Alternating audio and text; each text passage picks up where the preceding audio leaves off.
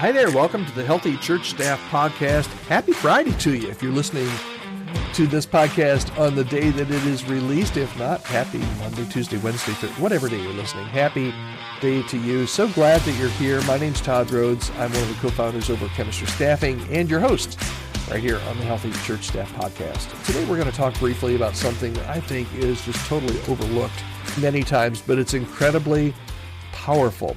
And that is employee recognition. The simple power, or the power of a simple thank you. Now, I know what you may be thinking. You're thinking, Todd, all right, we're in ministry. We're not driven by worldly rewards, and get over yourself. And you're right. We're motivated by a higher calling, but that doesn't mean that our team members don't need to feel valued and appreciated. Matter of fact, Gallup research shows that recognition is a key driver of employee engagement, and engaged employees are more productive and more committed and less likely to burn out, and that's crucial in the demanding world of ministry. So Gallup is, in their research, asking people across all different business sectors what makes them tick, and what they found is that the key driver, or a key driver, is employee engagement and the power of a simple thank you. And ministry is no different. Matter of fact, we don't do it enough, and in ministry, we really need to do it so much more. So how can we cultivate a culture of that simple thank you and recognition in our churches? And I think the one thing that comes to my mind is that we are thankful. We are a thankful people most of the time. Most of the people I know, most of the churches I know are very thankful for their staff. They're very thankful for the people that come. They're very thankful for everything that God is doing, but they don't take time to communicate that.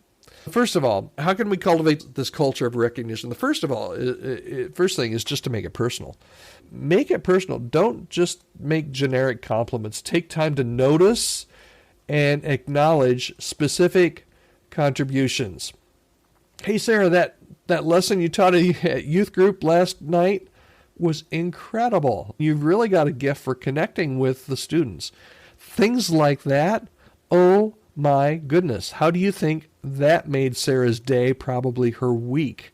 Maybe Sarah's a key volunteer, but maybe she's your youth pastor that you've not talked with for a long time.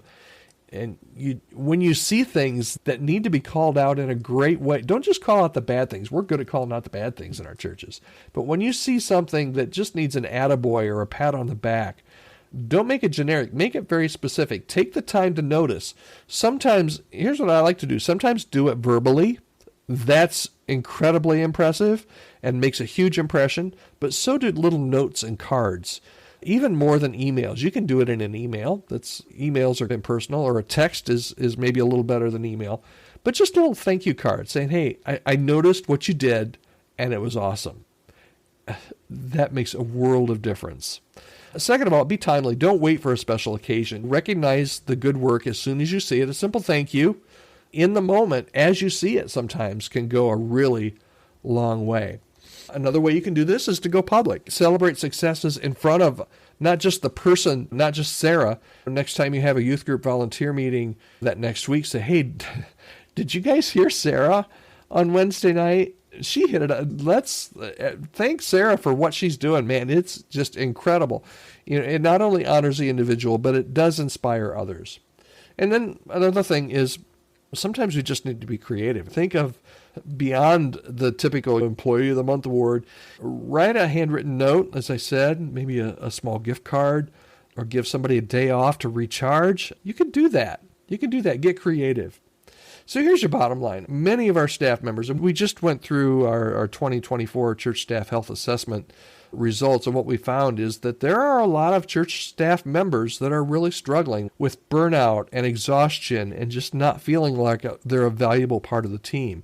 And recognizing your team members is not just about making them feel good. It's about creating a healthy and thriving culture for your church. So here's your homework for today, for this Friday, for this weekend, okay? Take a moment to express your gratitude to somebody on your team. you got to be thankful for somebody on your team, right? If not, go back and listen to yesterday's podcast on being a happy pastor. But pick somebody on your team and take a moment today, tomorrow, this weekend to express your gratitude personally to somebody on your team. And you might be surprised by the impact that it has. It will make a difference in them. And hey, if you're looking for more ways to build a strong, healthy team, that's what we love to help churches do in our work at Chemistry Staffing. We've got a bunch of resources that we can give you. We also offer some coaching and consulting and staffing solutions to help your church thrive. And you can reach out to me anytime. You might not need me today or tomorrow, but maybe next week. Here's something that I bet Todd could maybe help, or his team at Chemistry could help me with. Always happy to connect. Whenever you're ready, we're here. And I'm here. You can reach out to me anytime. podcast@chemistrystaffing.com. All right, if you're listening on Friday, I hope you have a great weekend, praying for you and your church, that you really see God work in some powerful ways this weekend. And we'll be right back here on the Healthy Church Staff Podcast on Monday. Have a great